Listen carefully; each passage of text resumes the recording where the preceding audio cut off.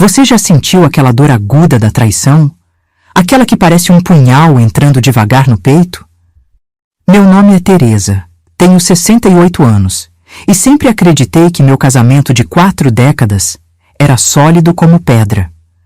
Aquela dor que parece sugar todo o ar dos seus pulmões e deixa um gosto amargo na boca. Foi assim que me senti quando encontrei aquelas camisinhas no porta-luvas do carro dele. Ninguém imagina o que se passa no coração de uma avó quando descobre que seu companheiro de vida está dormindo com outra pessoa. A verdade que ninguém conta é que a idade não nos protege da humilhação.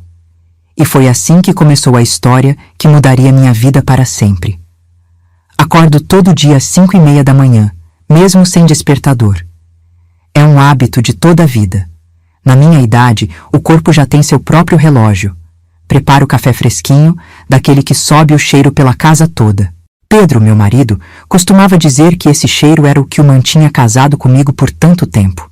A gente ria. Pelo menos costumávamos rir. Nossa casa é simples, mas arrumadinha. Cozinha grande, como deve ser numa casa de gente que gosta de comer bem. Na sala, aquelas fotos de família que contam toda uma história. Nosso casamento em 1981, o nascimento dos filhos, os netos pequenos e agora já grandes. Toda uma vida ali, nas paredes. Um álbum aberto para qualquer um que entra a ver. Sempre fui conhecida na vizinhança pelos meus doces. Comecei vendendo cocada e pé de moleque na feira, depois vieram as encomendas de bolos para aniversário, pudim para as festas de domingo. Foi assim que ajudei a criar nossos 3 filhos. Pedro trabalhava na oficina mecânica, consertando carros, chegava em casa sempre com as mãos manchadas de graxa. Mãos de trabalhador, ele dizia com orgulho. Os filhos cresceram, casaram, tiveram seus próprios filhos. A casa que antes era barulhenta, cheia de correria e gritaria, agora é silenciosa. Exceto aos domingos, quando todos vêm almoçar. Nessas horas, parece que o tempo voltou. É um dia de preparação intensa. Faço aquela macarronada que todo mundo gosta, o frango assado com batatas, o arroz soltinho. Pedro sempre gostou de ver a mesa cheia, a família reunida. Nossa cidade, no interior do Rio Grande do Sul, é daquelas onde todo mundo conhece todo mundo. Daquelas que tem uma praça central, onde os velhos jogam dominó nas tardes de domingo, enquanto as crianças correm de um lado para o outro. Daquelas que tem uma única padaria que todos frequentam, onde as notícias correm mais rápido que o vento minuano. Cresci aqui, casei aqui, criei meus filhos aqui. Conheço cada rua, cada casa, cada história por trás de cada porta. Nossa casa fica numa rua calma, de paralelepípedos antigos que fazem barulho quando os carros passam. É uma casa de esquina, pintada de amarelo claro, com janelas de madeira azul. No quintal dos fundos, tenho minhas plantas, minhas ervas e meu pequeno pomar. Tenho orgulho do meu pé de bergamota, que dá frutas tão doces que até os passarinhos brigam por elas. Foi meu pai quem plantou há mais de 50 anos.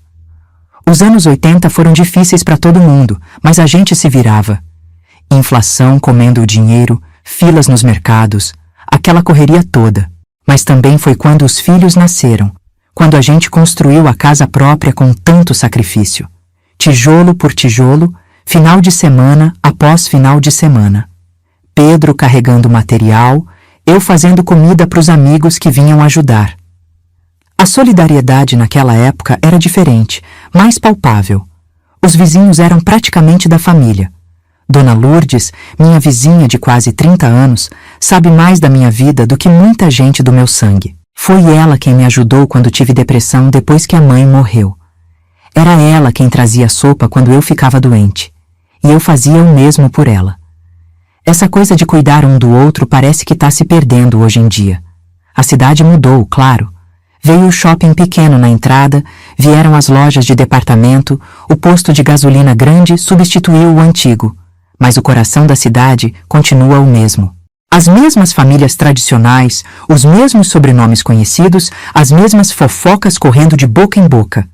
É um lugar onde esconder segredos é quase impossível. Quase. Nossa família sempre foi respeitada.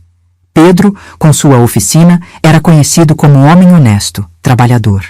Eu, com meus doces, ganhei fama de mãos boas. Nossos filhos cresceram direito, estudaram, se formaram. O mais velho é engenheiro em Porto Alegre, a do meio é professora aqui mesmo, e o caçula trabalha com informática, coisa que eu mal entendo. Temos netos que são nosso orgulho. Em resumo, éramos o que se chamava de família exemplo. As pessoas olhavam pra gente e diziam: 40 anos de casados e ainda se dão bem. Isso sim é casamento de verdade. Mal sabiam o que se passava entre quatro paredes. Como tudo na vida, as aparências enganam, e como enganam. Nossa rotina era simples e previsível. Pedro acordava, tomava o café que eu preparava, ia para a oficina. Voltava para o almoço, descansava um pouco, voltava para o trabalho. Às 6 da tarde, estava em casa. Tomava banho, jantava, assistia ao jornal e alguma novela comigo. Às 10, íamos dormir. Fim de semana, churrasquinho no domingo, visita dos filhos e netos. Uma vida normal, pacata, como dizem. Nas festas da cidade, a da padroeira, a semana farroupilha, o aniversário do município, a gente sempre estava presente. Eu levava meus doces para vender, ele ajudava na organização do rodeio. Éramos parte daquele lugar, como as árvores da praça ou o sino da igreja matriz. Ninguém imaginaria que por trás daquela fachada de casal perfeito existia um segredo. Um segredo que eu mesma desconhecia até aquela terça-feira fatídica. Os primeiros sinais de que algo não ia bem começaram sutis, quase imperceptíveis, como aquelas nuvens finas que aparecem num dia de sol e você nem dá importância, até que de repente o céu está todo fechado e a tempestade chega. Pedro, que sempre foi um homem simples, começou a mudar. Primeiro foi o perfume. Ele, que só usava aquela loção barata de barbear que comprava no mercadinho da esquina, apareceu um dia com um perfume importado. Foi promoção, ele disse, sem me olhar nos olhos. Eu fiquei quieta, mas guardei aquilo. Depois vieram as saídas, cada vez mais frequentes, cada vez mais longas. Vou no bolão com o pessoal da oficina. O Zeca pediu ajuda para consertar o carro. Tem reunião dos antigos colegas da fábrica. Sempre uma desculpa diferente. Sempre voltando mais tarde do que o combinado. E aquele cheiro não era só perfume. Era um cheiro diferente, que misturava perfume de mulher com algo mais íntimo. Um cheiro que mulher casada há tanto tempo reconhece de longe. Pedro, você tá chegando tarde demais, eu comentei uma noite, enquanto ele tirava os sapatos na entrada. Era quase meia-noite e ele disse que estava no bar do Osmar com os amigos. O que tem? Agora nem posso mais sair um pouco? Respondeu com uma grosseria que não era do seu feitio. Seus olhos estavam diferentes, evitando os meus, como quem carrega um segredo pesado. Nossas conversas, que já não eram muitas, ficaram ainda mais raras. À mesa, ele comia rápido e saía. Na cama, virava para o lado e fingia que dormia. Quando eu tentava um carinho, dizia que estava cansado, que a idade não ajudava mais. Coisa de homem velho, Teresa, você não entende.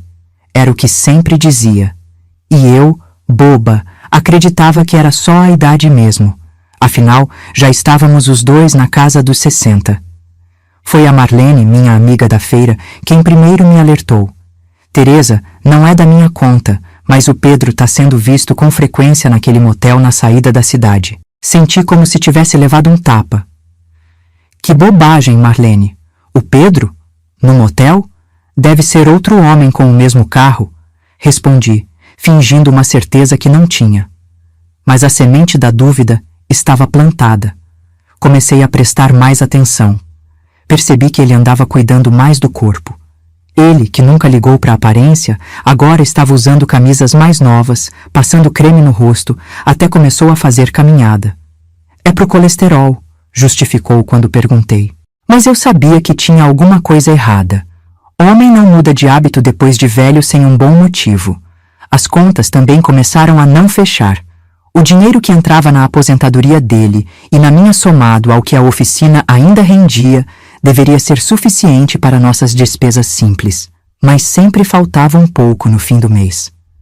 Gastei com peças para o carro, tive que ajudar o compadre, eram as justificativas. Eu fingia acreditar, mas anotava tudo num caderninho escondido na gaveta das minhas roupas íntimas.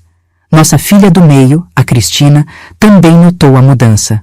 Mãe, o que está acontecendo com o pai? Ele tá diferente, comentou um domingo enquanto me ajudava a lavar a louça depois do almoço de família. Diferente como? Perguntei, fingindo que não tinha percebido nada. Não sei, mais distante, mais nervoso. Vocês brigaram? Respondi que não, que era só cansaço. Mas por dentro, meu coração estava apertado. Dona Lourdes, minha vizinha e confidente, também tentou me alertar. Teresa, o Pedro tem saído muito de carro ultimamente. Às vezes eu vejo ele saindo bem arrumado, com camisa de manga comprida, daquelas que você deu no aniversário dele. Engoli seco e mudei de assunto. Não queria que ninguém soubesse que eu já desconfiava. Tinha vergonha, como se a culpa fosse minha. Aquilo foi me corroendo por dentro, como uma doença silenciosa. Eu, que sempre fui alegre, comecei a ficar calada, pensativa. Perdi o gosto de fazer meus doces. As encomendas começaram a diminuir porque o sabor já não era o mesmo. Tá tudo bem, Dona Teresa? Perguntavam os clientes, e eu mentia. Tudo ótimo. Mas por dentro estava despedaçada. À noite, deitada ao lado dele, eu olhava para o teto e pensava em toda a nossa história.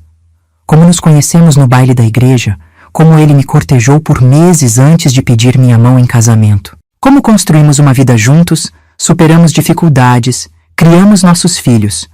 Como era possível que depois de tanto tempo ele estivesse me traindo?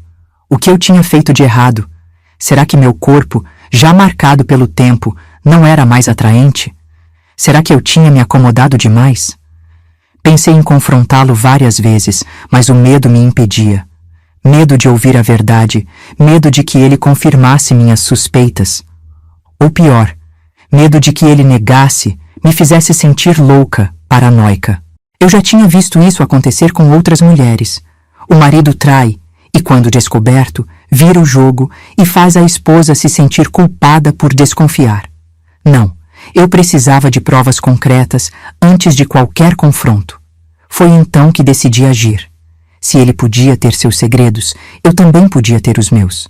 Comecei a prestar atenção em todos os detalhes, horários de saída e chegada, desculpas dadas, manchas em roupas, telefonemas estranhos.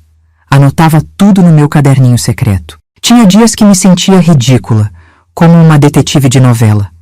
Mas a dor da possível traição era maior que qualquer constrangimento. O pior era ter que fingir normalidade. Servir o café da manhã com um sorriso, perguntar como foi o dia, preparar o jantar preferido dele.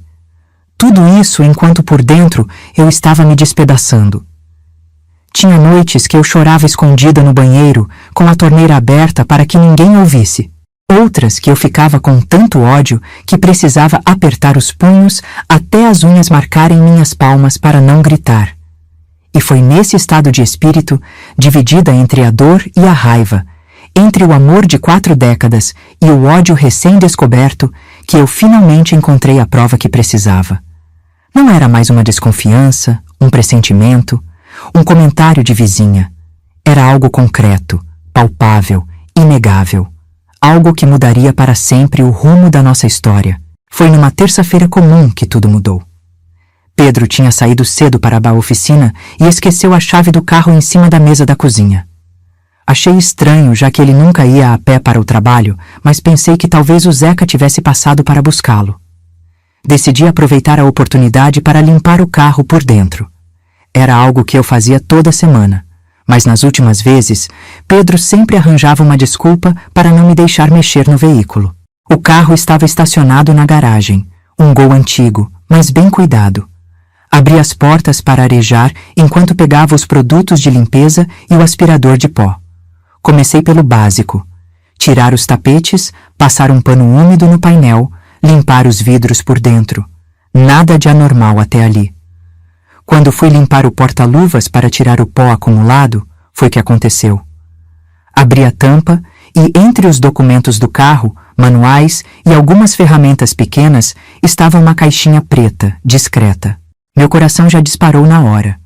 Uma intuição, talvez. Com as mãos trêmulas, Peguei a caixinha e abri. Dentro, organizadas em fileira, 5 camisinhas ainda fechadas. E ao lado delas, 2 comprimidos azuis que eu reconheci imediatamente. Viagra. Senti como se o chão tivesse sumido debaixo dos meus pés. Um calor subiu pelo meu rosto. Minhas mãos ficaram geladas.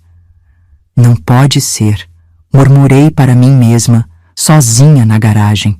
Pedro, que há mais de 8 anos dizia que a idade não ajudava mais, que se virava para o lado e dormia quando eu tentava um carinho, tinha Viagra e camisinhas escondidos no carro. Não havia explicação inocente possível. Não havia como negar o óbvio. Meu marido de 42 anos estava me traindo. Deixei cair a caixinha e as camisinhas se espalharam pelo chão do carro. Minhas pernas fraquejaram e precisei me apoiar na porta para não cair. As lágrimas vieram quentes, grossas, incontroláveis. Era como se toda a desconfiança dos últimos meses tivesse se materializado ali, naquelas embalagens de plástico brilhante. A prova concreta do que eu já sabia no fundo do coração, mas me recusava a aceitar. Fiquei ali, chorando em silêncio, por não sei quanto tempo. Poderia ter sido minutos ou horas. Quando finalmente consegui me recompor um pouco, juntei as camisinhas e os comprimidos, coloquei tudo de volta na caixinha e guardei exatamente onde estava. Terminei a limpeza do carro mecanicamente, como um robô, enquanto minha mente trabalhava a mil. Quem seria ela? Jovem, provavelmente. Bonita, com certeza. Talvez alguém que eu conhecesse? Uma das clientes da oficina? Alguém da igreja? A cada nova possibilidade que passava pela minha cabeça, era como se uma faca girasse no meu peito. Visualizei Pedro com outra mulher, rindo, se divertindo, dizendo as mesmas coisas que um dia disse para mim. Foi a pior tortura. Voltei para dentro de casa e me olhei no espelho do banheiro. Vi uma mulher de 68 anos, com rugas ao redor dos olhos, cabelos grisalhos, mãos marcadas por décadas de trabalho duro. Como competir com uma mulher mais jovem? Como reconquistar um homem que já tinha decidido procurar prazer em outros braços? A resposta era clara. Eu não podia. E talvez eu nem quisesse mais. Algo dentro de mim mudou naquele momento. A dor ainda estava lá, imensa, mas outro sentimento começou a crescer ao lado dela. Raiva. Uma raiva profunda, visceral. Não era só pelo fato da traição em si, mas pela humilhação, pela mentira, pelos anos de dedicação jogados fora como se não valessem nada. Pela primeira vez em semanas, não chorei. Meus olhos secaram e minha mente começou a trabalhar com uma clareza surpreendente. Se é guerra que ele quer, é guerra que ele vai ter, disse para mim mesma, encarando meu reflexo no espelho. Não seria a esposa traída e patética que aceita tudo calada, que perdoa e segue em frente como se nada tivesse acontecido. Não seria a coitadinha que todos olham com pena. Se Pedro queria brincar com fogo, eu mostraria que também sabia acender um fósforo. O resto do dia passou num borrão. Fiz o almoço, arrumei a casa, tudo no automático, enquanto minha mente elaborava um plano. Quando Pedro chegou à noite, consegui atuar com naturalidade. Servi o jantar, perguntei sobre o dia dele, ouvi suas mentiras sobre ter estado na oficina o tempo todo. Observei cada gesto, cada expressão, como se estivesse vendo um estranho. Em certo sentido, era isso mesmo. Aquele homem à minha frente, que eu pensei conhecer tão bem, era um completo desconhecido para mim. Esperei até que ele fosse dormir para colocar meu plano em ação. Com o coração batendo forte, fui até a cozinha e abri o armário onde guardava minhas especiarias. No fundo, atrás dos potes de canela e noz moscada, estava um vidro pequeno de pimenta malagueta em pó, daquelas que fazem até o mais valente dos homens chorar. Era uma pimenta especial que eu usava com parcimônia em alguns pratos, tão forte que uma pitada minúscula já deixava a boca em chamas por horas. Com cuidado, peguei a chave do carro que Pedro havia deixado no balcão da cozinha. Saí silenciosamente para a garagem, onde o carro estava estacionado. A noite estava fria, típica do interior gaúcho, e eu tremia, Não sei se pelo frio ou pela adrenalina do que estava prestes a fazer. Abri a porta do carro sem fazer barulho, liguei a luz interna e fui direto ao porta-luvas. A caixinha preta ainda estava lá, exatamente onde eu a tinha deixado. Abria e olhei mais uma vez para aqueles objetos que tinham destruído minha paz. Com mãos firmes, algo que me surpreendeu naquele momento, peguei uma a uma as 5 camisinhas. Usando uma agulha fina que tinha trazido da costura, fiz um furo minúsculo em cada uma delas, quase imperceptível.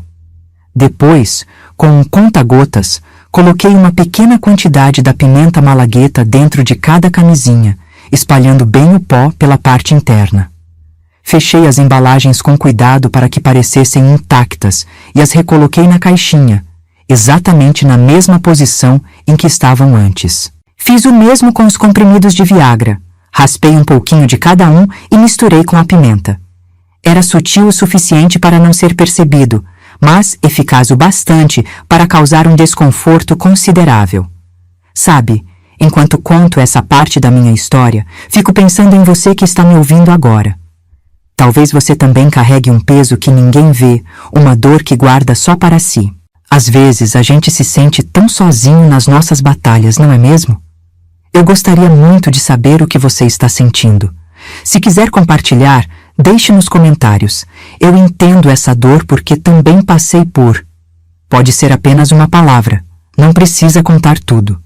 Seu comentário pode ser o abraço que alguém precisa nesse momento, sabia? Tem tanta gente assistindo em silêncio, pensando que só ela sofre dessa maneira. Quando você compartilha um pouquinho da sua história, mostra para os outros que não estão sozinhos. É como estender a mão para alguém no escuro. E enquanto eu continuo minha história, saiba que estou aqui, ouvindo você de coração aberto. Voltei para casa com um sentimento estranho. Não era bem satisfação, nem alívio. Talvez uma mistura de culpa com uma certa sensação de justiça. Nunca tinha feito nada parecido na vida. Sempre fui uma mulher correta, que resolvia os problemas conversando, que perdoava, que relevava. Mas agora era diferente. A mágoa era profunda demais para ser simplesmente perdoada e esquecida. Deitei ao lado de Pedro, que dormia profundamente, roncando como se não tivesse nada na consciência. Olhei para o teto, pensando no que tinha acabado de fazer. Uma parte de mim queria acordá-lo, confrontá-lo, gritar toda a minha dor. Outra parte queria apenas observar os acontecimentos se desenrolarem. Acabei optando pela segunda opção. Fechei os olhos e, surpreendentemente, dormi como não dormia há semanas. Um sono profundo, sem sonhos, como se tivesse tirado um peso das costas. O peso da dúvida, talvez. Agora só restava esperar. Nos 2 dias seguintes, vivi numa espécie de transe. Por fora, eu era a mesma Teresa de sempre. Acordava cedo, preparava o café, cuidava da casa, fazia meus doces para entregar. Por dentro, era como se um vulcão estivesse prestes a entrar em erupção. Cada vez que Pedro pegava as chaves do carro, meu coração disparava. Seria agora? Ele iria encontrar com ela? Usaria as camisinhas com pimenta? Pedro parecia mais nervoso que o normal. Andava pela casa inquieto, olhando o celular a cada 5 minutos, respondendo mensagens com um sorriso disfarçado no canto da boca. É o Zeca, tá precisando de ajuda com um carro, justificava quando me pegava observando. Eu apenas assentia, fingindo acreditar. Naquela altura, cada palavra que saía da boca dele soava como mentira para mim. Na quinta-feira à tarde, ele anunciou que precisava sair. Vou ajudar o compadre Antônio com a mudança. Ele tá precisando de gente para carregar os móveis mais pesados, disse, enquanto vestia uma camisa nova, daquelas que eu nem sabia que ele tinha. Passou perfume, penteou o cabelo ralo com cuidado. Mudança? Às 6 da tarde? Com camisa social e perfume importado? Quem ele pensava que estava enganando? Vai demorar muito? Perguntei, tentando manter a voz neutra. Não sei, Teresa. Esse tipo de coisa nunca dá para saber ao certo. Não me espera para o jantar, respondeu, evitando meu olhar. Antes de sair, deu um beijo rápido na minha testa, algo que não fazia há meses. Culpa, talvez? Ouvi o carro dar partida e se afastar. Fiquei parada na janela, observando o veículo sumir na curva da rua, com um nó na garganta e as mãos tremendo de leve. Assim que ele saiu, liguei para Dirce, minha vizinha e amiga de longa data. Preciso da tua ajuda, disse, sem rodeios.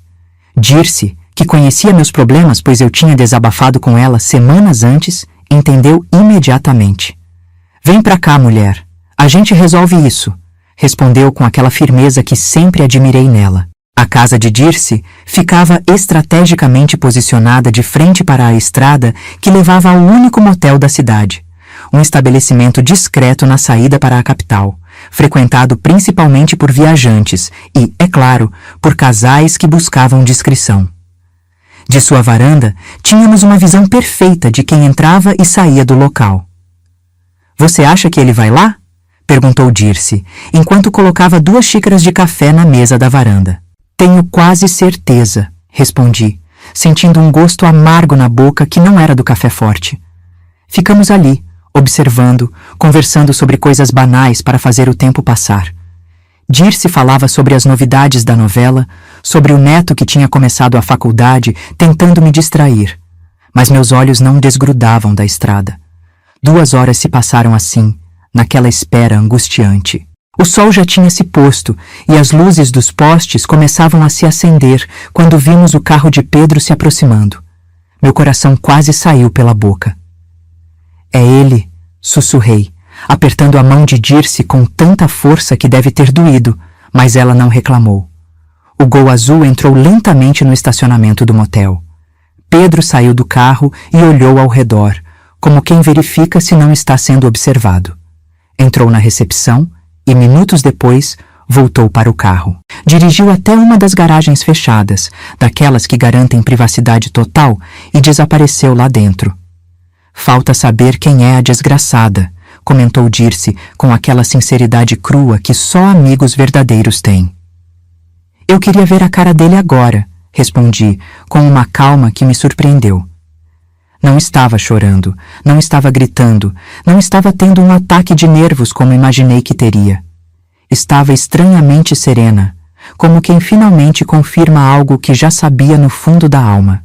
Ficamos ali por mais algum tempo, esperando para ver se conseguíamos identificar a mulher, mas foi em vão. As garagens do motel eram feitas justamente para garantir que ninguém visse quem entrava ou saía dos quartos. Vamos embora, sugeri finalmente. Já vi o que precisava ver. Dirce me abraçou forte antes de eu ir. Tô aqui pro que precisar, amiga. Qualquer hora do dia ou da noite. Voltei para casa com uma sensação estranha no peito. Não era bem dor, era algo mais complexo. Uma mistura de tristeza, raiva, decepção e, curiosamente, um certo alívio. Como se finalmente pudesse parar de duvidar da minha própria sanidade, de inventar desculpas para o comportamento dele, de fingir que tudo estava bem quando claramente não estava. Preparei um chá de camomila, sentei na cadeira de balanço da varanda e fiquei ali, olhando as estrelas no céu limpo do interior. Pensei na minha vida, nas escolhas que fiz, no amor que dediquei a Pedro por tantos anos. Pensei nos filhos que criamos juntos, nos netos que eram nossa alegria. Como algo que parecia tão sólido podia se desmanchar assim? Como um homem que jurou me amar até que a morte nos separasse podia me trair dessa forma, sem o menor pudor ou respeito? Estava perdida nesses pensamentos quando ouvi uma sirene ao longe. Uma ambulância passava em alta velocidade pela rua principal. Deve ter acontecido algum acidente na estrada, pensei, sem dar muita importância. Voltei para dentro, tomei um banho demorado, tentando lavar não apenas o corpo, mas também a alma. Vesti minha camisola mais confortável e me deitei, sabendo que Pedro provavelmente não voltaria naquela noite. Para minha surpresa, consegui dormir. Um sono agitado, cheio de sonhos confusos, mas ainda assim dormi. Acordei com o som do telefone tocando insistentemente. Ainda grogue de sono, atendi. Era Zeca, amigo de longa data de Pedro e dono da oficina, onde ele ainda trabalhava meio período. Teresa, o Pedro tá no hospital, disse Zeca com a voz preocupada. Senti um frio na barriga. Por um momento, toda a raiva foi substituída por preocupação. Afinal, apesar de tudo, era o pai dos meus filhos, o homem com quem compartilhei a maior parte da minha vida. O que aconteceu? Perguntei, já procurando uma roupa para vestir. Não sei direito. Parece que ele teve algum tipo de reação alérgica forte. Tá com a pele toda vermelha, inchada. Disseram que foi parar na emergência ontem à noite. Reação alérgica. Pele vermelha e inchada. Minha boca se abriu em um pequeno ó de compreensão. A pimenta malagueta tinha feito efeito. Em qual hospital ele está? Perguntei, tentando manter a voz neutra, escondendo o misto de preocupação e uma satisfação culpada que sentia. Zeca me deu o endereço do hospital municipal, o único da cidade. Quer que eu te busque? Ofereceu. Não precisa, vou de ônibus. Obrigada por avisar, Zeca. Desliguei o telefone e fiquei alguns minutos sentada na beira da cama, processando a situação. Pedro estava no hospital por causa da minha vingança. Por um lado, me senti mal. Nunca quis realmente machucá-lo fisicamente, apenas dar um susto, fazer com que ele sentisse um pouco da dor que eu estava sentindo. Por outro lado, uma vozinha dentro de mim dizia que ele tinha merecido, que era apenas uma fração do sofrimento que ele tinha me causado. Vesti-me rapidamente, peguei minha bolsa e saí. No caminho para o ponto de ônibus, encontrei Dona Lourdes, que vinha da padaria com um saco de pães frescos. Bom dia, Teresa. Soube da novidade? Perguntou, com aquela curiosidade típica de quem vive em cidade pequena. Que novidade? Respondi, imaginando se ela já sabia do Pedro no hospital. Teve um rebuliço no motel ontem. Uma ambulância foi chamada porque um homem passou mal. Dizem que foi alergia à camisinha. Imagina só. Contou, com os olhos brilhando de fofoca fresca. Nossa, que coisa, respondi, fingindo surpresa. E sabem quem era o homem? Perguntei, tentando descobrir se a identidade de Pedro tinha sido revelada. Não, essas coisas o pessoal do motel sempre mantém em segredo, mas a cidade inteira está comentando. Parece que o coitado ficou com as partes, tudo vermelho e inchado, disse, abaixando a voz na parte mais delicada da história, como se as paredes tivessem ouvidos. Cheguei ao hospital com o coração aos pulos. Não sabia o que esperar, nem como reagir quando visse Pedro. Uma parte de mim estava preocupada, afinal, apesar de tudo, era meu marido de 4 décadas. Outra parte queria rir da situação, imaginar a cena constrangedora, o pânico dele ao perceber que algo estava errado. Culpa e satisfação se misturavam de um jeito estranho no meu peito. A recepcionista do hospital, uma jovem que eu conhecia de vista da igreja, me indicou o quarto. Ele está melhor, Dona Teresa. Foi uma reação alérgica forte, mas já está fora de perigo, informou com um sorriso simpático.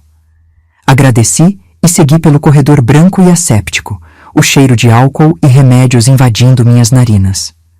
Parei na porta do quarto 203, respirei fundo e entrei. Pedro estava deitado na cama, com soro no braço e um semblante abatido.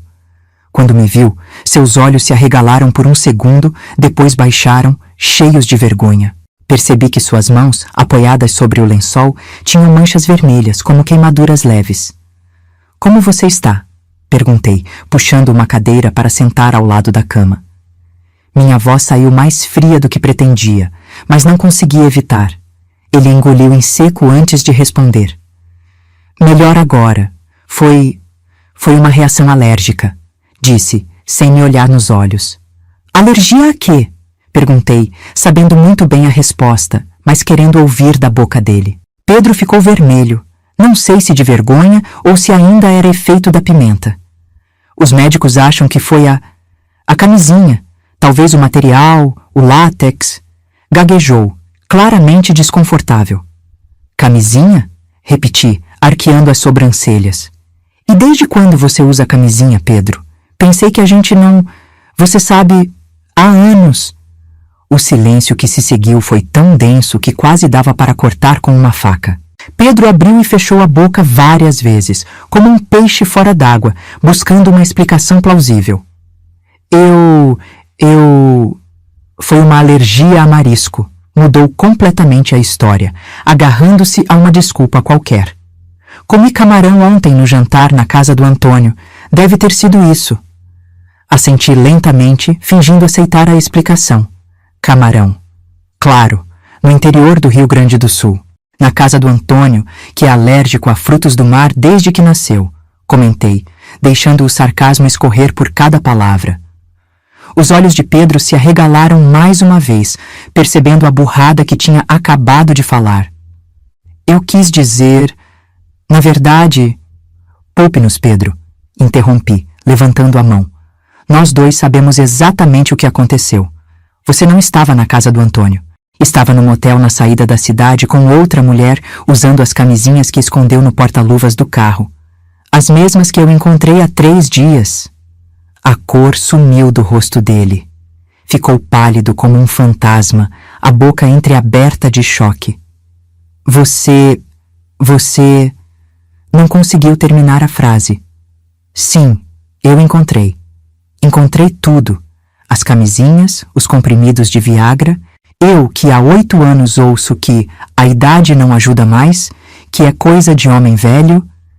Minha voz tremeu um pouco, mas me mantive firme. 42 anos de casamento, Pedro.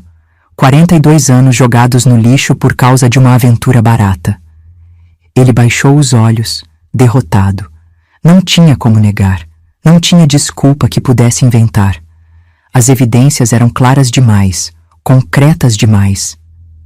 Eu não queria te magoar, Teresa, murmurou finalmente, com uma voz tão fraca que mal conseguia ouvir. Aconteceu, simplesmente aconteceu. Soltei uma risada seca, sem humor. Simplesmente aconteceu? Você esconder Viagra e camisinhas no carro? Você mentir sobre onde estava, com quem estava? Você me humilhar desse jeito depois de uma vida inteira juntos? Não, Pedro. Nada disso simplesmente aconteceu. Você escolheu. Cada mentira, cada traição foi uma escolha sua. Ele continuou de cabeça baixa, os ombros caídos, a imagem perfeita da derrota. Por um momento, quase senti pena. Quase. Quem é ela? Perguntei, precisando saber, mesmo que a resposta fosse me machucar ainda mais. Pedro hesitou, mordendo o lábio inferior. Não importa, respondeu finalmente. Acabou.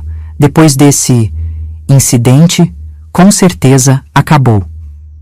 Incidente, repeti, quase sorrindo. Curioso como você chama isso de incidente. Sabe o que eu acho curioso também, Pedro? Como o látex de repente te deu alergia depois de tantos anos. E não apenas uma alergiazinha leve, mas uma reação tão forte que te trouxe para o hospital. Fiz uma pausa, deixando minhas palavras pairarem no ar. Látex não costuma fazer isso, sabia? A menos que tenha algo a mais, algo como, não sei, pimenta malagueta, talvez? Os olhos dele se arregalaram em compreensão.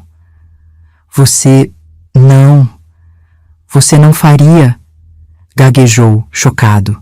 Não faria o quê, Pedro? Não passaria pimenta nas suas camisinhas depois de descobrir que meu marido de 42 anos estava me traindo?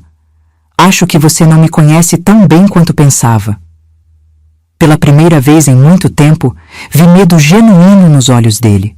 Não apenas vergonha ou constrangimento, mas medo real. Medo de mim, da mulher que ele achava conhecer, da mulher que ele considerava previsível e controlável. Naquele momento, Pedro percebeu que estava diante de uma versão de Teresa que ele nunca tinha visto antes. Você poderia ter me machucado seriamente, reclamou, a voz subindo um tom. Tive que me controlar para não rir da ironia. Te machucar? E o que você acha que fez comigo, Pedro? Você acha que traição não machuca? Que mentiras não deixam cicatrizes? A diferença é que suas queimaduras vão sarar em alguns dias. O que você fez comigo vai doer para sempre. Um silêncio pesado caiu entre nós. Pela janela do hospital, ouvia-se o canto distante de pássaros, a vida seguindo seu curso normal lá fora, alheia ao pequeno drama que se desenrolava naquele quarto. O que vai acontecer agora? Pedro perguntou finalmente, a voz carregada de incerteza. Não sei, respondi honestamente. Nunca imaginei que estaria nessa situação aos 68 anos de idade. Nunca pensei que depois de criar filhos, ver nascer netos, construir uma vida inteira com alguém, esse alguém me trairia de forma tão banal. Fiz uma pausa, organizando meus pensamentos. Por enquanto, você vai dormir no sofá quando voltar para casa. Preciso de tempo para pensar, para decidir o que quero fazer. Pedro assentiu, sem argumentar. Sabia que não estava em posição de fazer exigências ou reclamações. Vou aceitar o que você decidir, disse, num tom que pretendia ser nobre, mas soava apenas derrotado. Mesmo que seja acabar. Não torne isso mais difícil do que já é, Pedro. Não finja que está me dando algum tipo de poder ou escolha agora. Você tirou isso de mim quando decidiu trair. Levantei-me da cadeira, sentindo-me subitamente exausta. Era como se o peso de toda aquela situação finalmente tivesse caído sobre meus ombros. Vou para casa agora. Imagino que você receba alta ainda hoje. Se precisar de carona, peça ao Zeca. Estava quase na porta quando me virei, lembrando de algo importante. Ah, e Pedro! Quando você voltar para casa, quero todas as suas coisas fora do nosso quarto. E quero as chaves do carro. Você perdeu o privilégio de ter privacidade. Saí do hospital com passos firmes, a cabeça erguida. As enfermeiras e recepcionistas me olhavam com uma mistura de curiosidade e simpatia. Provavelmente a história já tinha se espalhado, como tudo se espalha em cidade pequena. O homem que deu entrada no hospital com alergia à camisinha. O homem que estava no motel quando deveria estar na casa de um amigo. O homem que traiu a esposa de 4 décadas. No caminho para casa, passei pela praça central, onde alguns velhos jogavam dominó à sombra das árvores. Reconheci amigos de Pedro, que me cumprimentaram com acenos tímidos. Será que já sabiam? Será que ele seria motivo de piada entre eles, ou receberiam sua história com tapinhas nas costas e risadas cúmplices de coisas de homem? Não importava. Pela primeira vez em muito tempo, não me importava com o que os outros pensavam ou diziam. Tinha feito o que precisava fazer para preservar minha dignidade. Tinha mostrado a Pedro e a mim mesma que ainda tinha força, que ainda tinha fogo, que não era apenas uma velha conformada esperando a vida passar. Ao chegar em casa, a primeira coisa que fiz foi tirar todas as roupas de Pedro do nosso quarto. Não com raiva, não jogando tudo no chão ou rasgando camisas como se vê em filmes. Fiz com calma, com método, dobrando cada peça cuidadosamente antes de colocá-la em caixas de papelão que seriam levadas para o quarto de hóspedes. Era o fim de uma era, o encerramento de um capítulo da minha vida. E por mais doloroso que fosse, havia também uma estranha sensação de libertação. 3 semanas se passaram desde o incidente, como passou a ser conhecido na cidade. Pedro continuava em casa, dormindo no sofá da sala como eu tinha determinado. Não tínhamos ainda uma decisão final sobre nosso casamento, mas as coisas definitivamente tinham mudado. Um silêncio estranho pairava entre nós, cheio de mágoas não ditas e explicações insuficientes. Na primeira semana, Pedro tentou várias vezes iniciar uma conversa sobre o ocorrido. Teresa, precisamos conversar, dizia, com aquele olhar de cachorro arrependido. Eu apenas respondia, ainda não estou pronta. E realmente não estava. A ferida era recente demais. A humilhação ainda queimava como brasa viva. Os filhos, é claro, perceberam que algo estava errado. Cristina, nossa filha do meio, foi a primeira a perguntar diretamente durante o almoço de domingo, quando Pedro comeu rapidamente e se retirou para a varanda, evitando o convívio familiar que antes tanto prezava. Mãe, o que está acontecendo entre você e o pai? Perguntou, enquanto me ajudava a lavar a louça. Os outros já tinham ido embora, e Pedro continuava na varanda, olhando para o nada. Respirei fundo, pensando no quanto deveria revelar. Não queria colocar os filhos contra o pai, por mais que ele merecesse. Afinal, independente dos erros como marido, ele tinha sido um bom pai. Seu pai cometeu um erro muito sério, filha. Respondi finalmente, escolhendo as palavras com cuidado. Um erro que abalou profundamente nossa confiança. Estamos tentando encontrar um caminho, mas não é fácil. Cristina me observou por um momento, seus olhos, tão parecidos com os do pai, cheios de preocupação. Ele te traiu, não foi? Perguntou em voz baixa, como se tivesse medo da própria pergunta. Senti meus olhos se encherem de lágrimas e apenas assenti. Ela me abraçou forte e ficamos assim por um longo tempo, em silêncio. Não havia necessidade de palavras. Nos dias que se seguiram, percebi que a notícia tinha se espalhado entre os filhos. Eles não comentaram diretamente comigo, respeitando meu espaço, mas as atitudes com Pedro mudaram. Os telefonemas ficaram mais curtos, as visitas mais escassas. Ele percebeu, é claro, e isso pareceu afetá-lo profundamente. Eles sabem, não é? Perguntou uma noite, enquanto eu tricotava na poltrona da sala e ele assistia televisão sem realmente prestar atenção. Sabem, respondi simplesmente, sem levantar os olhos do meu tricô. Enquanto isso, eu começava lentamente a reconstruir minha vida. Voltei a fazer meus doces com mais afinco, algo que tinha deixado de lado nos últimos meses, enquanto me consumia em dúvidas e tristezas. Renasci na cozinha, entre açúcar e canela, entre massa de bolo e calda de caramelo. Era como uma terapia, um retorno às minhas raízes, à minha essência. Comecei a aceitar mais encomendas, a participar mais ativamente das feiras locais. Meus doces, que já eram conhecidos, ganharam uma nova fama.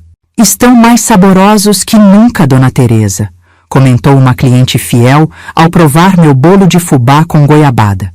Sorri, pensando que talvez a dor tivesse alguma utilidade afinal. Temperar não apenas a vida, mas também meus doces. As vizinhas e amigas, é claro, vinham cheias de curiosidade mal disfarçada de preocupação. Como você está, querida? Perguntavam, os olhos ávidos por detalhes suculentos. No início, respondia apenas com generalidades. Estou seguindo em frente, dia após dia, a vida continua. Mas com o tempo, percebi que compartilhar minha experiência poderia ser útil não apenas para mim, mas para outras mulheres que talvez estivessem passando pelo mesmo. Foi assim que comecei a frequentar o grupo de mulheres da igreja. Não para rezar ou pedir perdão, embora também fizesse isso, mas para conversar, para trocar experiências.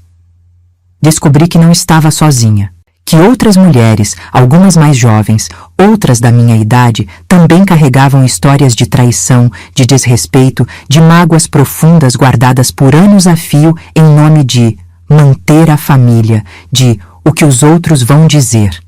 Dona Jurema, uma senhora de 75 anos, viúva há 5, me surpreendeu com sua história. Meu marido me traiu por 20 anos com a secretária, contou, sem rodeios. Eu sabia, todo mundo sabia, mas naquela época, o que uma mulher com 4 filhos pequenos e sem profissão podia fazer? Engoli o choro e segui em frente. Seus olhos, ainda vivos apesar da idade avançada, brilharam quando completou. Mas se fosse hoje, com o que sei agora, com a força que tenho agora? Ah, minha filha, eu não teria ficado calada, não. Aquelas reuniões semanais se tornaram um pilar de sustentação para mim.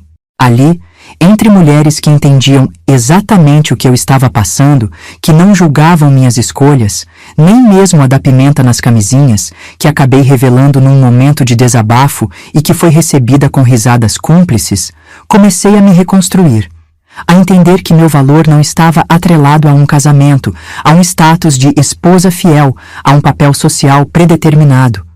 Ao mesmo tempo, algo curioso começava a acontecer em casa. Pedro, percebendo que eu estava seguindo em frente com minha vida, que estava encontrando força e propósito para além do nosso casamento, começou a mudar de atitude. Não foi algo súbito, mas gradual. Pequenas coisas no início, oferecendo-se para lavar a louça depois do jantar, perguntando se eu precisava de algo da feira, elogiando meus doces, como fazia nos primeiros anos de casamento. Esses sonhos estão maravilhosos, Teresa, iguais aos que você fazia quando nos casamos, comentou uma noite, após o jantar. Era a primeira vez em muito tempo que ele elogiava algo que eu tinha feito. Agradeci com um aceno de cabeça, ainda desconfiada. Seria apenas mais uma tentativa de manipulação? De fazer com que eu baixasse a guarda? Mas os dias foram passando, e Pedro continuou com aquela nova atitude. Não apenas em relação a mim, mas também consigo mesmo.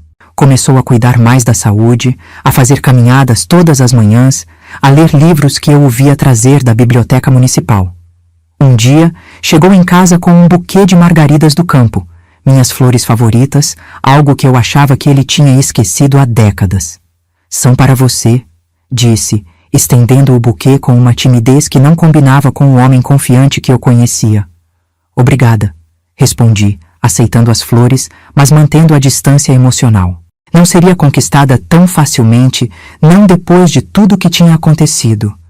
As semanas foram se transformando em meses. O verão chegou com força total ao interior gaúcho, trazendo dias escaldantes e noites quentes. Pedro continuava dormindo no sofá, mas já não havia tanta tensão entre nós. Conseguíamos conversar sobre assuntos cotidianos, sobre os filhos, sobre o tempo.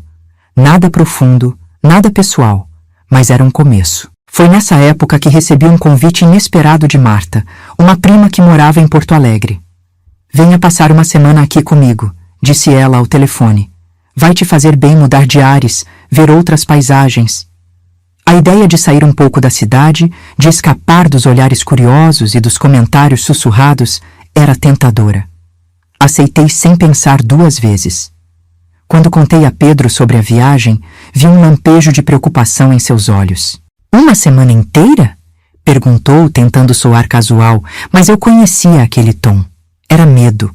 Medo de que eu não voltasse, talvez?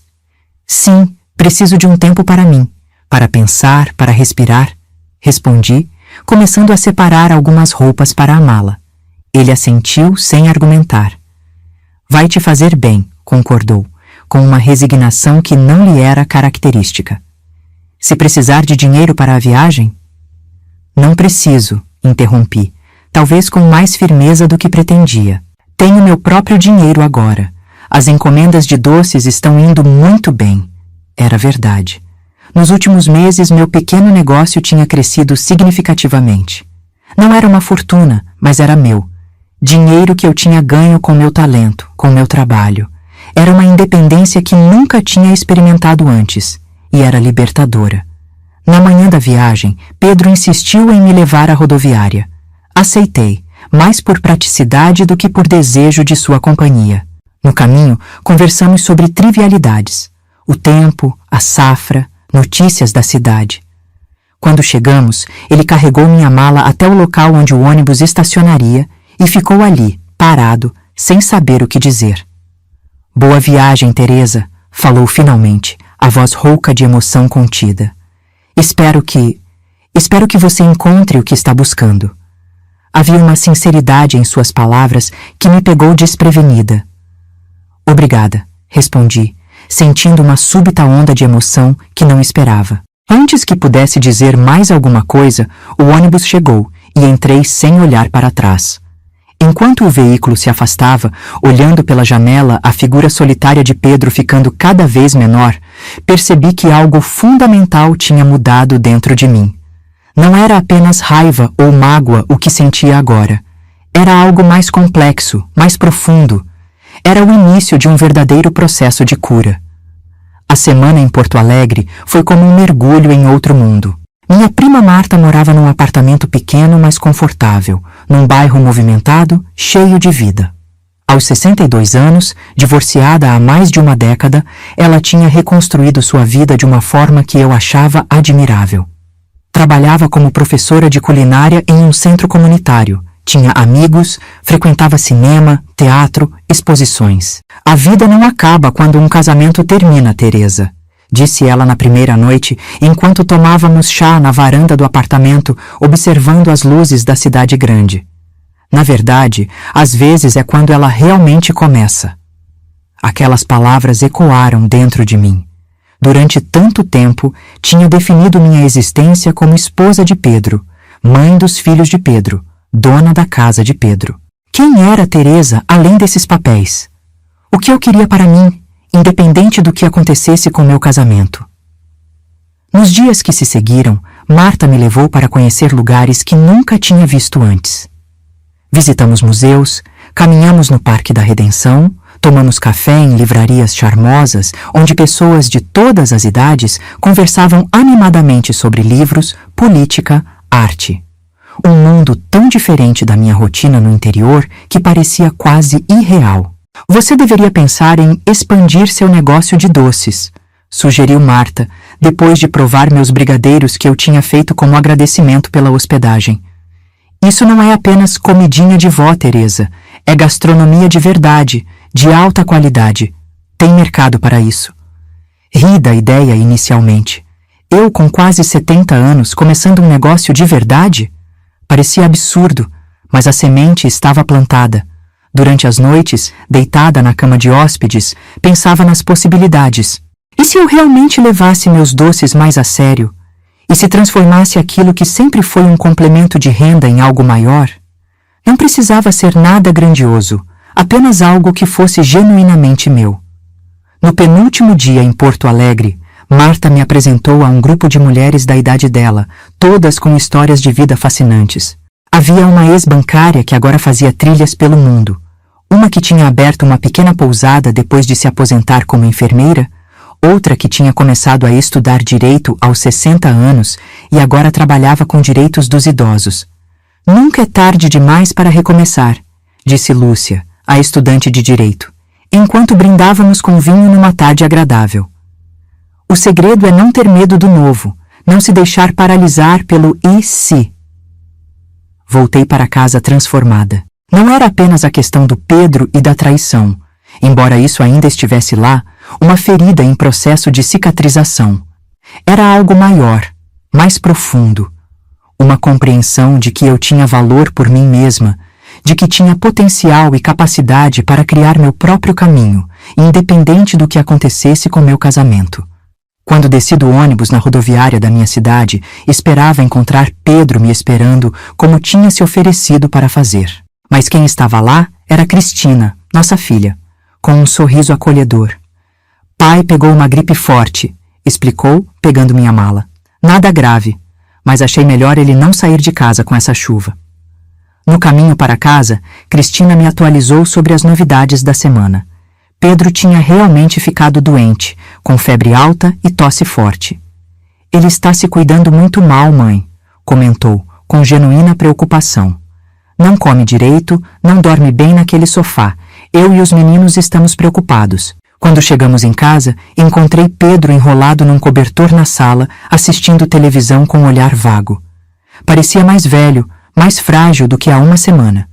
Quando me viu, tentou se levantar, mas fez uma careta de dor. Boas-vindas, disse, a voz rouca pela tosse. Como foi a viagem? Antes que eu pudesse responder, ele teve um acesso de tosse tão forte que precisou se apoiar na parede. Sem pensar duas vezes, fui até ele e o ajudei a se sentar. Você precisa de um chá quente e uma sopa decente, falei, tocando sua testa.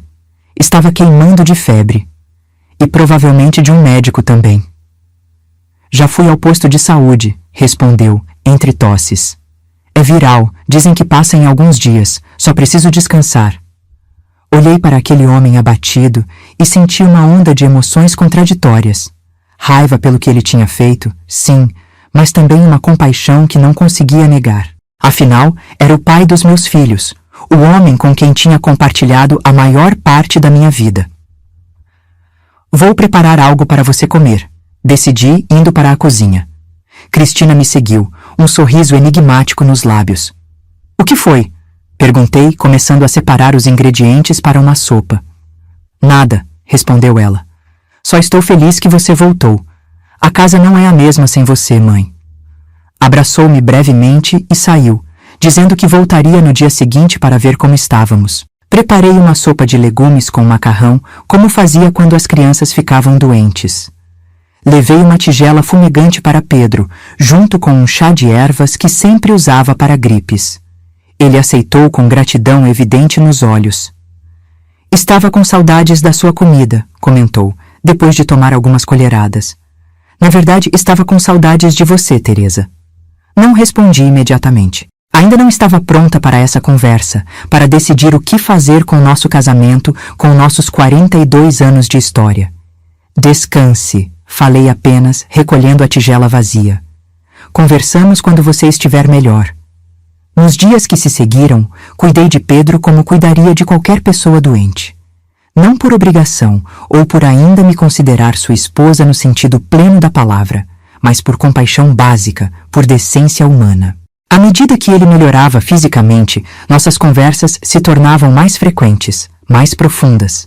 Uma noite, enquanto jantávamos na cozinha, ele já recuperado da gripe, mas ainda com aparência abatida, Pedro finalmente tocou no assunto que pairava entre nós. Você acha que algum dia vai conseguir me perdoar, Teresa? Perguntou, a voz baixa, quase um sussurro. Coloquei o garfo ao lado do prato, pensando cuidadosamente antes de responder. Não sei, Pedro. Honestamente, não sei. Não é só a traição em si, entende? É tudo o que veio antes. Anos te ouvindo dizer que a idade não ajudava mais, me fazendo sentir velha, indesejada, como se não fosse mais mulher. E todo esse tempo você estava... Eu sei, interrompeu ele, a vergonha evidente em cada linha de seu rosto. Não tenho desculpas, Teresa. O que fiz foi imperdoável. Quem era ela? Perguntei finalmente a pergunta que me atormentava há meses. Preciso saber. Pedro engoliu em seco, o pomo de Adão subindo e descendo em sua garganta. Tem certeza que quer saber? Não vai tornar as coisas mais fáceis. Já passou da hora de ser fácil, Pedro. Quero a verdade. Toda ela. Ele respirou fundo antes de responder. Fernanda, disse finalmente. A nora da dona Lourdes. Senti como se tivesse levado um soco no estômago. Fernanda? A jovem esposa do filho de dona Lourdes, minha vizinha e amiga de décadas? A mesma Fernanda que cantava no coral da igreja, que tinha fama de santinha, que cuidava da sogra doente com aparente devoção? Como? Foi tudo que consegui perguntar, a voz embargada pelo choque. Começou na oficina, explicou Pedro, evitando meu olhar. Ela trazia o carro para conserto com frequência. Pequenas coisas, às vezes nem havia problema de verdade. Começamos a conversar, ela se queixava do casamento, dizia que se sentia incompreendida, que o marido só pensava em trabalho. Ele parou, percebendo o quão patético aquilo soava. Enfim, uma história velha e banal. Nem vale a pena contar os detalhes. Quanto tempo? Perguntei, sentindo um nó na garganta. 5 meses, respondeu ele. Acabou naquele dia no motel, depois do incidente. Ela não quis mais me ver. Disse que era um sinal que estávamos brincando com fogo. Ah, ele deu uma risada sem humor. Irônico, não é? Considerando a pimenta. Não consegui compartilhar da ironia. Minha mente estava processando a informação, conectando pontos. Fernanda, tão jovem, tão bonita, com aquele ar de inocência que agora parecia uma farsa bem elaborada. E Pedro, meu Pedro, se deixando levar como um adolescente deslumbrado. Ela sabe que eu sei? Perguntei, precisando entender todos os ângulos da situação. Pedro negou com a cabeça. Não mencionei seu nome, nem que você tinha descoberto. Apenas disse que não poderíamos continuar, que tinha sido um erro desde o início. Fiquei em silêncio, absorvendo tudo aquilo. Uma parte de mim queria gritar, quebrar coisas, ir até a casa de Dona Lourdes e expor Fernanda na frente de todos. Outra parte, mais racional, sabia que isso só traria mais dor, não apenas para mim e para Pedro, mas para Dona Lourdes, para o filho dela, para toda a comunidade. O que você quer, Pedro? Perguntei finalmente, olhando diretamente nos olhos dele. De verdade, sem rodeios. O que você espera que aconteça agora? Ele sustentou meu olhar pela primeira vez em muito tempo. Quero uma segunda chance, Teresa. Sei que não mereço. Sei que é pedir demais depois do que fiz. Mas esses meses sem você, vendo você se reinventar, crescer, seguir em frente, percebi o quanto fui estúpido.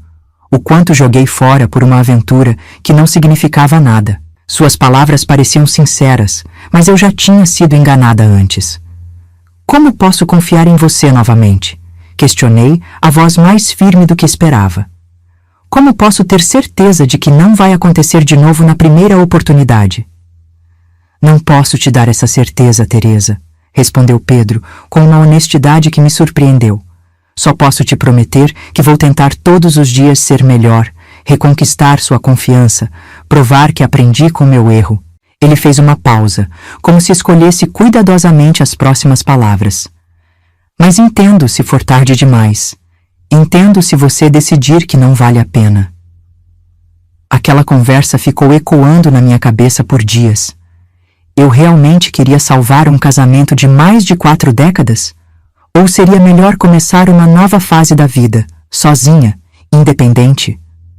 As duas opções me assustavam, por motivos diferentes. Foi numa tarde de domingo, enquanto preparava um bolo de fubá para o café, que tive uma espécie de epifania.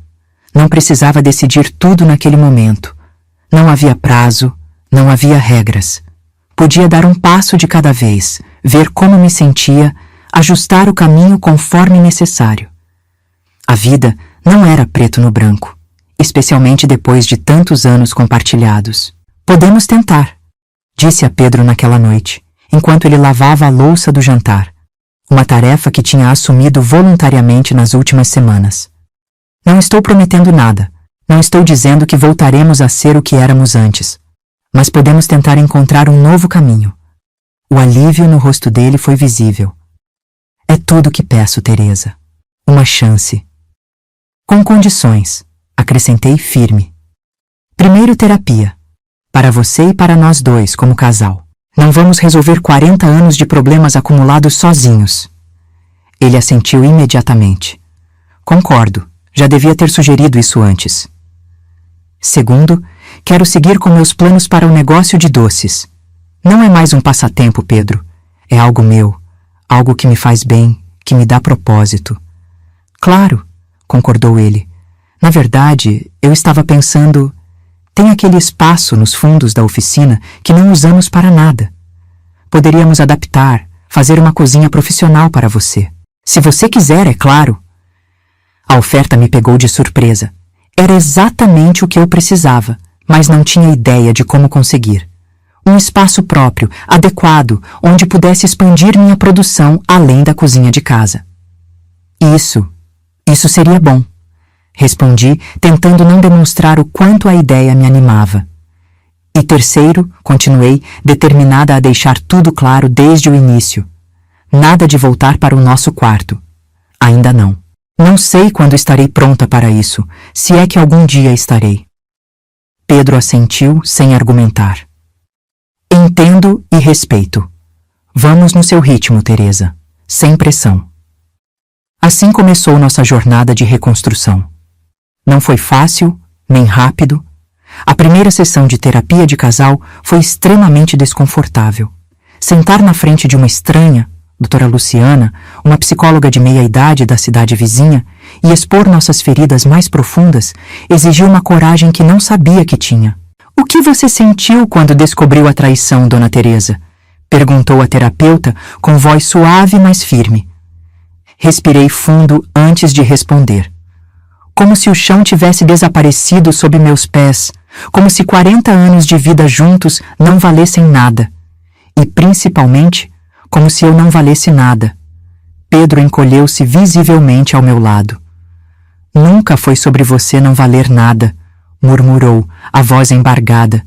Foi sobre minha própria insegurança, meu medo de envelhecer, de não ser mais desejado. E você achou que trair sua esposa resolveria esse medo? Questionou a terapeuta, sem julgamento na voz, apenas curiosidade genuína. Pedro baixou os olhos. Não estava pensando claramente. Fernanda me fazia sentir jovem de novo, desejado. Era como uma droga, uma fuga da realidade. Ouvir o nome dela ainda doía, mas menos do que antes. Aos poucos, Fernanda estava se tornando apenas um símbolo, não uma ameaça real. Especialmente depois que soube, através de Dona Lourdes, que ela e o marido tinham se mudado para Santa Catarina, onde ele tinha conseguido um emprego melhor. As sessões de terapia continuaram, semanalmente no início, depois quinzenalmente. Foram reveladores os padrões que identificamos, Problemas que vinham se acumulando há décadas e que nunca tínhamos abordado adequadamente.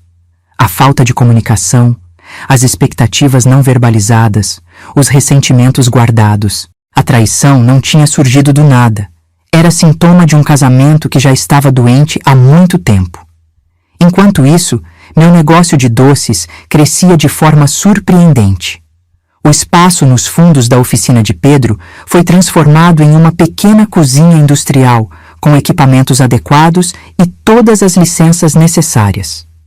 Batizei o empreendimento de Doces da Vó Teresa, um nome simples que remetia à tradição e aconchego. No início, atendia apenas encomendas locais e participava das feiras da cidade.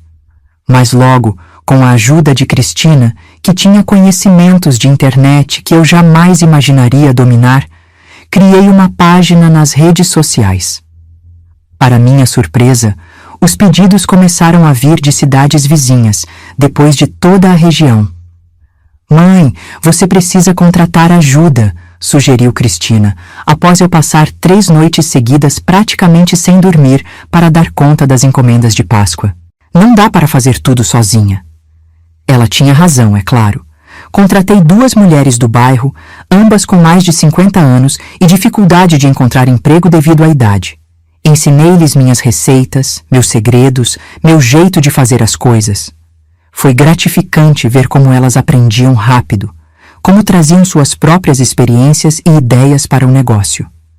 Pedro, por sua vez, cumpria rigorosamente suas promessas. Ia às sessões de terapia sem reclamar, ajudava em casa, demonstrava interesse pelo meu negócio. Nos fins de semana, muitas vezes o encontrava na cozinha industrial, consertando algum equipamento, instalando uma prateleira nova ou simplesmente observando com admiração enquanto eu trabalhava. "Você parece tão feliz fazendo isso", comentou ele um sábado, enquanto eu finalizava uma remessa de bolos para uma festa de casamento na cidade vizinha.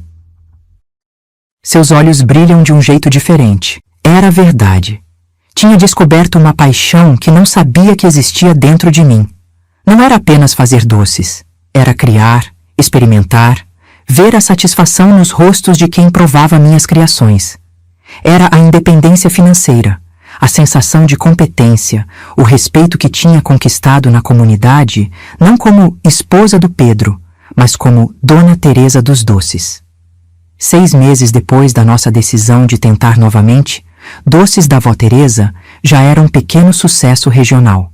Tinha sido convidada para dar aulas de confeitaria no centro comunitário, tinha participado de feiras gastronômicas em cidades maiores e até mesmo uma revista local tinha feito uma pequena matéria sobre mim, destacando como tinha iniciado um negócio próspero na 3ª idade.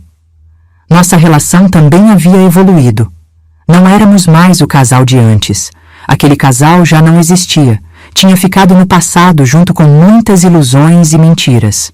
Éramos algo novo, ainda em construção, com fundações mais sólidas de honestidade e respeito mútuo. Numa noite particularmente agradável de primavera, depois de um jantar tranquilo na varanda, Pedro pegou minha mão com hesitação. "Você acha que algum dia vai conseguir me amar de novo, Teresa?" perguntou, a vulnerabilidade evidente em cada palavra. Olhei para nossas mãos entrelaçadas, pensando em tudo o que tínhamos vivido, o bom e o ruim.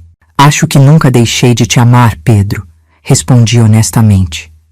Mesmo nos momentos de maior raiva, de maior decepção, o amor estava lá, enterrado sob camadas de mágoa. O que mudou foi o tipo de amor.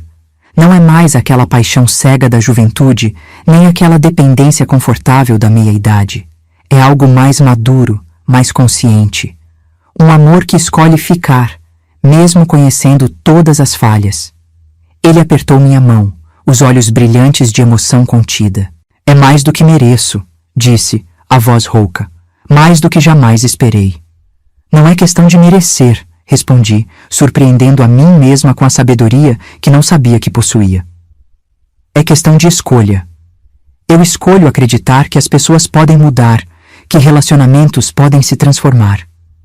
Escolho acreditar que nossos 42 anos juntos valem o esforço de construir algo novo." Naquela noite, pela primeira vez em quase um ano, convidei Pedro de volta ao nosso quarto. Não foi uma decisão impulsiva, mas algo que vinha amadurecendo dentro de mim há semanas. Não foi perfeito, nem mágico.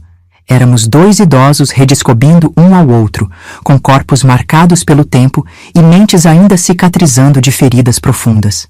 Mas foi honesto e, à sua maneira, bonito. Acordei na manhã seguinte com uma sensação de paz que não experimentava há muito tempo. Não era o fim da jornada, longe disso. Ainda tínhamos muito a reconstruir, muito a curar, mas era um novo começo, um caminho que escolhíamos trilhar juntos, com os olhos abertos para a realidade um do outro, sem ilusões ou expectativas irrealistas. Olhei para Pedro, ainda adormecido ao meu lado, os cabelos completamente brancos, o rosto marcado por rugas que contavam nossa história compartilhada.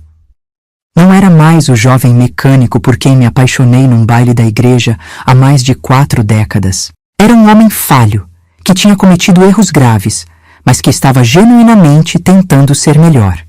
E eu não era mais a jovem ingênua que acreditava em contos de fadas.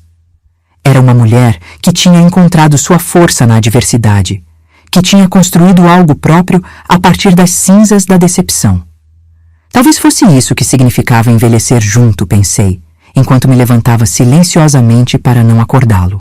Não era sobre manter a perfeição imaginária da juventude, mas sobre aceitar as imperfeições que o tempo revela, sobre cair e levantar, sobre perdoar, não por obrigação, mas por escolha consciente. 2 anos se passaram desde aquela manhã em que acordei ao lado de Pedro, com uma nova compreensão do que significava reconstruir um relacionamento. Hoje, aos 70 anos, olho para trás e mal reconheço a mulher que fui.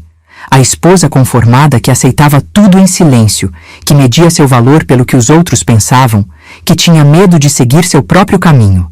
Doces da Vó Teresa se tornou mais do que um pequeno negócio local. Agora tenho 6 funcionárias, todas mulheres acima dos 50 anos que, como eu, redescobriram seu valor e propósito. Nossa cozinha industrial foi ampliada 2 vezes, e nossos produtos são vendidos em mercados e delicatessens de toda a região sul. Não ficamos ricos, não era esse o objetivo, mas conquistamos algo muito mais valioso: independência, dignidade, orgulho pelo que construímos com nossas próprias mãos. Pedro se aposentou completamente da oficina, passando-a para o sobrinho que sempre teve jeito com mecânica.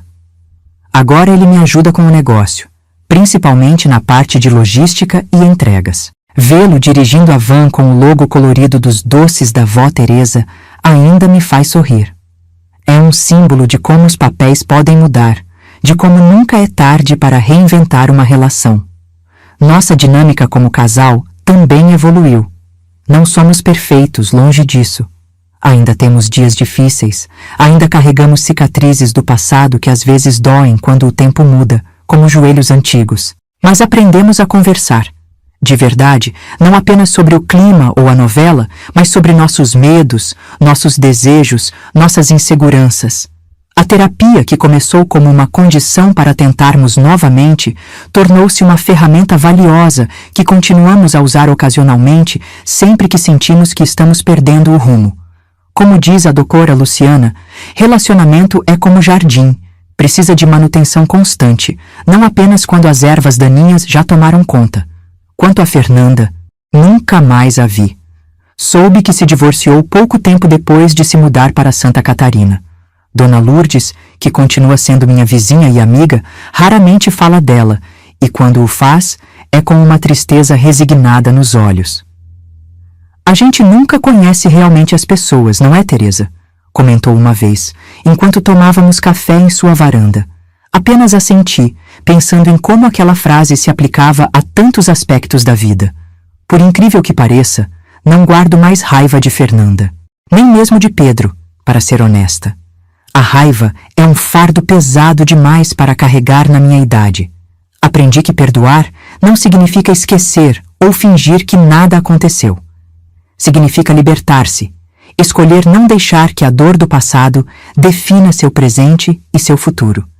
Nossos filhos demoraram mais para perdoar o pai, especialmente Carlos, o mais velho, que por meses mal dirigia a palavra a Pedro. Como ele pôde fazer isso com você, mãe? Perguntava indignado. Precisei explicar várias vezes que a decisão de tentar novamente era minha, que não estava sendo forçada nem manipulada, que tinha escolhido este caminho com os olhos abertos, consciente dos riscos e das dificuldades. Aos poucos, vendo nosso esforço conjunto, vendo como ambos estávamos mudando e crescendo, eles também foram baixando a guarda. Hoje, nossas reuniões de domingo voltaram a ser momentos de alegria e união. Os netos, que já estão se tornando adolescentes e jovens adultos, enchem a casa de vida e barulho. O mais velho já fala em faculdade, em morar fora. A vida segue seu ciclo natural. Uma das maiores alegrias que descobri nessa nova fase foi compartilhar minha experiência com outras mulheres.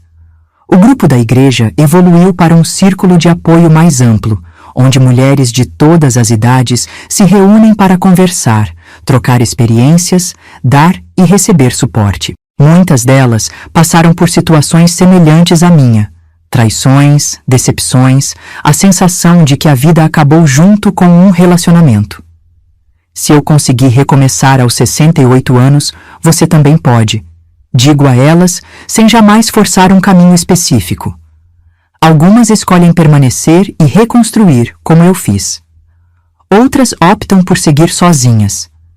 Não há certo ou errado, há apenas o que funciona para cada uma, o que traz paz e propósito para cada história única. Uma das lições mais valiosas que aprendi em toda essa jornada é que envelhecer não significa desistir de sonhar, de crescer, de se reinventar. A sociedade tenta nos convencer de que depois dos 60, a vida é apenas uma longa espera, um epílogo sem graça, após o fim da história principal. Que grande mentira! Descobri que pode ser justamente o contrário, uma fase de libertação, de autodescoberta, de coragem para finalmente ser quem sempre quisemos ser. Outra lição fundamental foi entender que relacionamentos, mesmo os mais longos, não são garantias. Precisam ser cultivados diariamente, com atenção, respeito e, acima de tudo, honestidade. Pedro e eu tínhamos construído uma fachada perfeita para o mundo exterior. Mas por dentro, nossa casa estava cheia de rachaduras que ignoramos por décadas, até que a estrutura quase desabou completamente. Agora, construímos algo diferente. Não é uma fachada bonita para impressionar os vizinhos, mas uma estrutura sólida, imperfeita na aparência talvez, mas forte o suficiente para abrigar nossos sonhos, nossas vulnerabilidades, nossa versão madura e realista do amor. Se você me perguntasse, há 3 anos, se perdoaria uma traição depois de tanto tempo casada, eu provavelmente diria que não, que seria o fim. Que mulher aceitaria tal humilhação? Que relacionamento sobreviveria a tamanha quebra de confiança? Mas a vida tem dessas coisas, nos surpreende com nossa própria capacidade de adaptação, de perdão, de transformação. Não estou dizendo que todas deveriam fazer o mesmo. Cada caso é único, cada relacionamento tem sua própria dinâmica, cada mulher precisa ouvir sua própria voz interior e decidir o que é melhor para si. Para algumas, o perdão e a reconstrução são o caminho. Para outras, é o recomeço solo, a redescoberta da independência. Ambos exigem coragem, ambos têm valor. O que aprendi, acima de tudo, é que nunca é tarde para ser protagonista da própria história. Nunca é tarde para dizer não ao que nos diminui e sim ao que nos faz crescer. Nunca é tarde para exigir respeito, para estabelecer limites, para reescrever as regras do jogo. Aquela tarde em que encontrei as camisinhas no porta-luvas do carro de Pedro foi, sem dúvida, um dos momentos mais dolorosos da minha vida. Mas hoje, olhando para trás, vejo que também foi um ponto de virada, um despertar. A dor me forçou a sair da zona de conforto, a questionar padrões que aceitava como imutáveis, a redescobrir a Teresa que existia além dos papéis de esposa, mãe e avó. A pimenta nas camisinhas? Não me orgulho, mas também não me arrependo. Foi um ato de rebeldia, de recusa a ser apenas a vítima passiva, de mostrar que ainda tinha fogo correndo nas veias, mesmo aos 68 anos. Foi impulsivo, talvez até infantil, mas foi autêntico. foi o primeiro passo para recuperar minha voz, meu poder. E você, meu querido, que está me ouvindo agora, não se preocupe. Sei que provavelmente você não está vivendo exatamente o mesmo drama que contei. Cada história tem sua própria dor, não é mesmo? Mas se algo do que compartilhei hoje tocou seu coração, me conte nos comentários qual parte mais ressoou com você. Este canal é um espaço de acolhimento, onde nossas histórias se encontram sem julgamentos. Quando você se inscreve aqui, ganha não só novas histórias toda semana, mas também um cantinho de conforto onde avós como eu podem lhe oferecer um pouquinho da sabedoria que só o tempo nos dá. Não é obrigação, é um convite carinhoso, como aquele café que a vovó oferece quando você chega na casa dela. Se puder, deixe seu comentário e se inscreva para caminharmos juntos nessa jornada de memórias e aprendizados. Hoje, quando olho no espelho, vejo uma mulher de 70 anos, com rugas profundas, cabelos completamente brancos e mãos marcadas por décadas de trabalho. Mas vejo também olhos vivos, cheios de propósito e serenidade. Vejo alguém que finalmente entendeu que o valor não está na juventude ou na perfeição, mas na capacidade de enfrentar tempestades e ainda assim encontrar motivos para dançar na chuva. A vida não é um conto de fadas. É confusa, imperfeita, às vezes dolorosa. Mas é também surpreendente, cheia de oportunidades para crescer, para amar de formas que nem imaginávamos possíveis. E isso, meus queridos, não tem idade para acontecer. Nunca é tarde demais para encontrar sua própria pimenta.